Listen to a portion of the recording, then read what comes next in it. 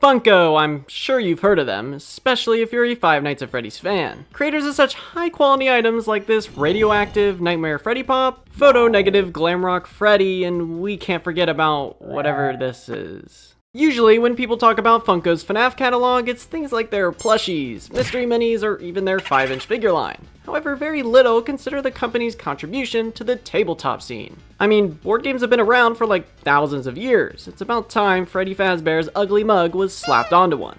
Oh, besides Hasbro's FNAF Clue and Monopoly. Those were literally the same games with Freddy's face on everything. In total, Funko has released, well, so far, 7 different board games branded with the Five Nights at Freddy's license, but 2 of these are actually just re-releases of the same one, so in actuality it's more like 5. Me, of course, being the responsible adult I am, believe it or not, purchased basically every single one out of sheer curiosity. And personally, I just don't want to see these in a landfill somewhere. So let's start off with, to me, the most visually appealing out of the bunch, being Funko's Night of Frights board game. And first things first, I'll tell you what, this box doesn't look half bad. I'd probably mistake this for an actual board game. Hey, this is fake? Where's my pizza? But before we get to the contents, I want to talk a little bit about this board game's initial history. Dating almost 8 years ago now, that's right, 8, Toys R Us posted a link and screenshots for, I believe, the very first officially licensed FNAF board game, under the name Pizza Party of Terror. And I mean just gaze upon its glory, Splinks models and all. And while I can't pull up the actual description now, of course, it supposedly described it as quote-unquote, essentially Russian roulette. This spread all the way to Scott Cawthon, who directly addressed any concerns about the game with a reply to a post on Reddit, saying he never approved either the designs or description here and will continue to look after stuff like this going forward. But regardless of Scott's comments, that's not the end of Pizza Party of Terror just yet. As around 2 years after this, Walmart posted an early look at, well, seemingly the exact same board game, this time using an even lazier cover for the game. I don't think we'll ever escape this image. Now, around 6 months before I'm writing this video, yet another early look at this same board game was leaked online, this time through a random eBay seller. Here we get a really good look at an early prototype for what became FNAF Night of Frights. From the instructions shown by the seller, the objective of this game seemed to almost be a big race, a clear change from the Russian roulette-inspired version where you competed against the 3 other animatronics to get to the guard's office before 6 AM. Cards here would either potentially slow down players, show that time had passed, or block/open hallways for other animatronics. There was even a Golden Freddy card, which allowed you to teleport over these same closed doors or camera spots. But enough talking about the past, let's get to the actual, fully released board game, Night of Frights. After around 6 whole years of trying to land on a good concept for this game, it seemed it finally released, distributed by Funko on October 15th of 2022. Your main goal here as one of the animatronics is to capture the Night Guard.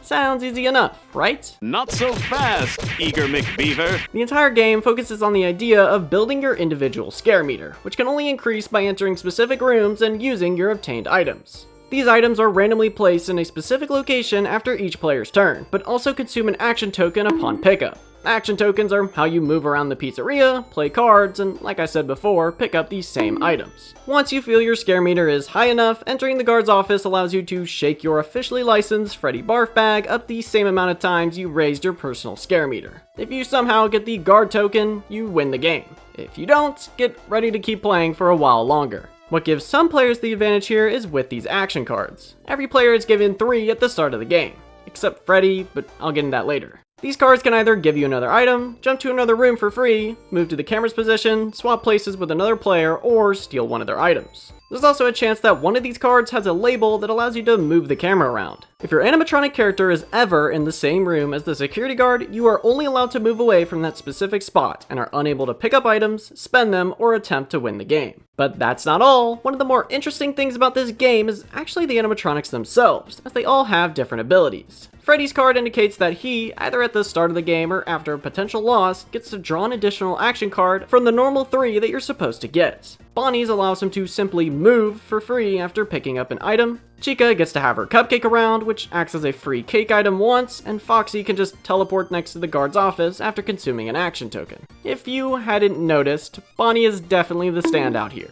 In practice, some of these abilities might have sounded good on paper, but Bonnie getting an extra room he can discover after essentially every single turn he has kinda breaks the game if used correctly. Not to mention, Chica's is useless if you don't even need a cake item. Besides that, the presentation of this whole thing is not bad at all. You might have noticed that a lot of the cards here have this scribbled in color book design. This, mixed with the pizza box aesthetic, gives this whole game a really distinct look. I also love the game's map. While the design isn't one-to-one with the pizzeria from the game, at least from the small glimpses we see, it's almost like a personal improvement in my eyes, and also gets us a pretty good look at this location's kitchen. Removing all the numbers and item requirements here really makes this map stand out. As you can see, there's a lot of stuff going on here. Your first game definitely will not be pretty, trust me. But after getting the hang of it, it turned out to be a lot of fun, especially with a few friends. The whole idea behind taking control of the animatronics with these little figurines worked really well, even if I think Bonnie should be banned from competitive play. I definitely bet that we'll probably see a re-release of this same game sometime in the future, maybe even with a different board and figurines. Perhaps from either the second game or even something like Security Breach. And if I were to give it a rating, Night of Frights gets 4.5 scary Bonnie figures out of 5. I'd say that's a pretty high score. Now let's see if this one can beat it. Five Nights at Freddy's Survive Till 6 AM, which used to just be called Survive the Night, was officially released on October 1st of 2020, and unlike the other one, doesn't have a necessarily rich history behind it besides the name change. But don't let that fool you, because this one can get a little complicated. And by that, I mean that the instructions suck, and it took me around 2 hours to actually semi-understand the point of playing this. Here, the player's main goal is to survive till 6 AM, figured so, and not let any animatronics into their office. The game board itself indicates how many cards need to be placed for each player, and even includes a slot for the time, where after every completed turn, you'll have to progress 30 minutes into the night. For each round, the players need to flip the top card of each room, and depending on its value, need to also decide whether or not it's worth reacting to. Reacting, which is also limited to only 2 cards, is essentially just making the card null. Reacting to said card, however, forces the player to use their dice, which has the potential to slowly drain their power level. So you might be asking, why react if I don't have to? Well, there's a good chance you can pull an animatronic, and them getting to your office by any means results in an instant game over. It doesn't help that they also bring yet another card with them, which can result in some concerning scenarios. The most likely thing you'll probably do is roll the dice for one of them at least, which will reshuffle that animatronic back into the same room's deck. The game from then on almost plays automatically, and you're kinda left up to, well, whoever did the shuffling. By that, I mean there's a pretty good chance that an animatronic could start in your first deck, which basically means you'll have to roll for them each time, which can also quickly and very easily drain your power. In simpler terms, you're screwed, especially concerning the cards specifically meant to drain your power if you happen to use dice that round. From there, a lot of the cards you reveal will either explain exactly what you need to do or just meant to not matter anyway. One element I actually really like here is that the second player gets guards tied to FNAF 2. For example, their animatronics consist of Toy Freddy, Toy Bonnie, Toy Chica, and strangely Balloon Boy, which for some reason will still kill you if he reaches your office. Weird choice. All in all, it's actually pretty fun when you get the hang of it. I was able to speed through single player rounds very quickly. The whole presentation of the board itself looks fairly nice too. While it's not a distinct style or aesthetic like the last one, the best way I can describe it is almost like a clean video game UI. But, and I'll be honest, I think I like the way the Security Breach version looks just a teeny bit better. That's right, there's actually 2 of these. But besides the difference in looks, they play exactly the same. Me being Security Breach's #1 supporter, the extra details they added here make this thing worth it. Without mentioning the renders, the reference cards looking pretty close to the messages from in-game, the rooms being replaced with threat levels, and the power becoming Glamrock Freddy's battery are all welcome additions to this version. It's not just a simple reskin of the game. Well, it is, but you know what I mean. I'll be honest, I had a lot more fun with this than I initially thought. While it's probably the most confusing board game I've ever played, I started to enjoy it as I got better. Compared to everything else here, this is honestly the best demonstration of a FNAF card game that I've ever seen, and that it's pretty similar to how the games actually work. At least the first one. Makes sense that there would be 2 versions of this game. It's pretty good, and probably very easy to make. I'd give it about 4 Balloon Boy jump scares out of 5. Moving on, we've got Five Nights at Freddy's Fightline, or, essentially the FNAF World board game. Premiering in October of last year, Funko's FNAF Fightline was officially revealed to widespread praise, including a Series 1 premiere pack, and even these cute little character packs that seem to all be exclusive to GameStop. Well, at least at first. For starters, I just want to say these character figurines are adorable. Having a board game designed specifically with the FNAF World Adventure versions of these characters in mind is literally genius. Especially with how little FNAF World is represented in basically everything, it's cool to see characters like, well, Red Bear finally get a sole piece of merchandise. Okay, now when Seagoon's turn. However, the only downside here is that characters like Red Bear can only be found in these separate character packs. And I'll be honest, I've yet to actually see one of these in stores. In fact, I had to buy these all online, and they were a pain in the ass to get here. Anyway, there's 16 characters here to find, not counting the starter pack, and you'll have to get pretty lucky to get the ones you want. Out of the 5 packs I've been able to purchase, I've gotten Phantom Chica, Phantom Foxy, RXQ, Balloon Boy, and Balloon Boy again. Every single one, in addition to the small figurine, comes with its own die, board pieces, tickets, coins, and character cards. Which also means that if you only grab 2 of these character packs, being about $10 USD, you essentially have the complete game, which is admittedly pretty good value. Getting to the game itself, it requires each player to grab 3 of their characters, or base character tokens, and place them like this on their game boards. The main goal here is to acquire 7 total tickets by landing a hit on one of the other player's characters. This is done by rolling the die, which can either miss, land a direct attack, or utilize a random shape on your character card. Every character here has a special ability that can either be used as an action or simply is meant to be used after every turn. The shapes, or attack numbers as they're called, are only meant to be used when getting the same one when rolling the die. If this either matches or is equal to the other player's defense number, which is basically their health, then you're granted a hit. If not, don't worry, players can also use the coins they've collected to increase this number by 1. Once a character is hit, they become injured, move to the back of the board, and have their card flipped over, which also sometimes can have differing numbers and powers.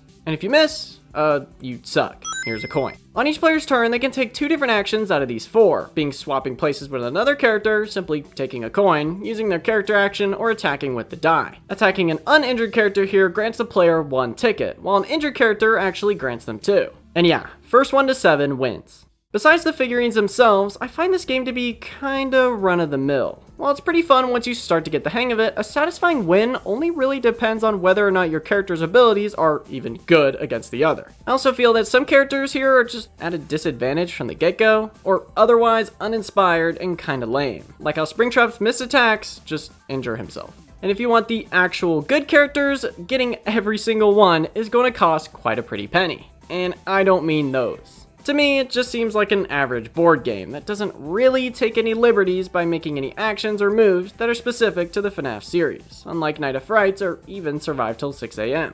The star here is easily the FNAF World inspired figurines, which seem to have been done simply because they, well, haven't ever been done before. One of the game's actual designers on a Reddit thread also teased at a potential Series 2, which would maybe include the likes of Zangle, Minnie P, and more from the Halloween edition of the game, which by the way is literally insane. Personally, I would love to see the likes of Coffee, Chipper, and any of the party hats, because it seems like it could legitimately be possible. But yeah, like I said, FNAF Fightline seems more like a Funko board game that just kinda has the FNAF license slapped onto it. I'd give it about 3 Super Goons out of 5.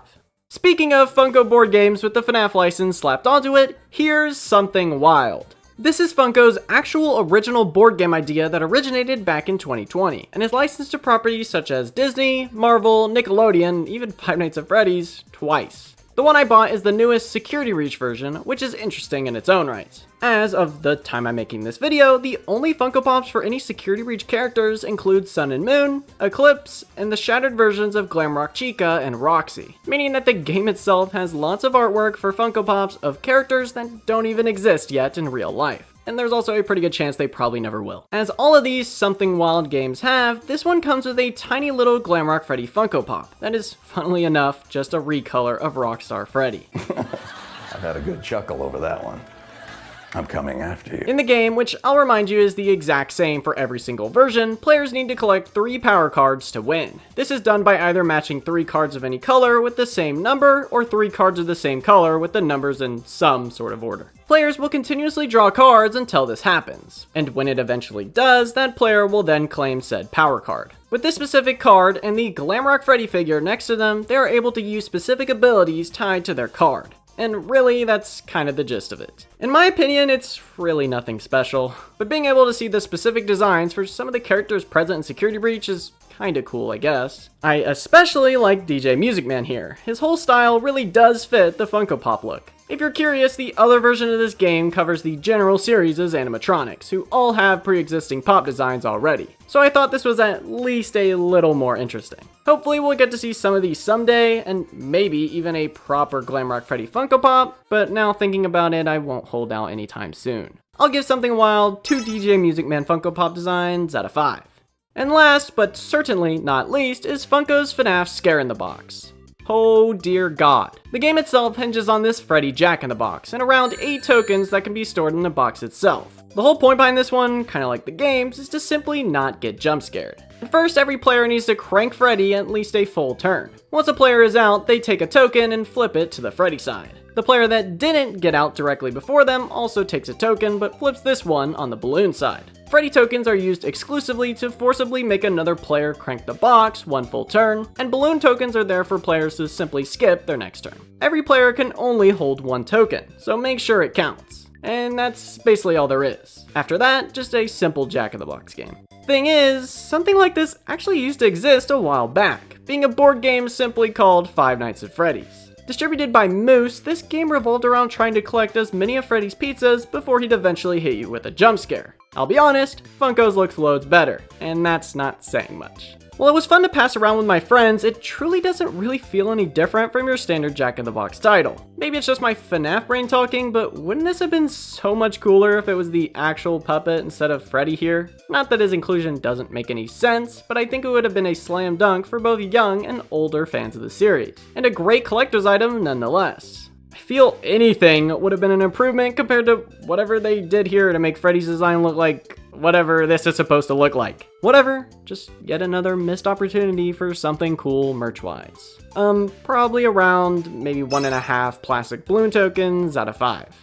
Over the course of around 4 years, this explosion of Five Nights at Freddy's tabletop games by Funko seems to only really be the start. Coming off of a simple FNAF reskinned Clue and Monopoly, it seems we're finally stepping into more advanced tabletop games with unique ideas and concepts set around the Five Nights at Freddy's series. Well, besides Something Wild, that one's kind of its own thing. Board games are always such a cool genre for franchises to venture into, and while these may not have all blown me away or anything, I still enjoyed each one for their own reasons. Even this thing, maybe if I tilt it a bit at a certain angle, it's charming. Ah!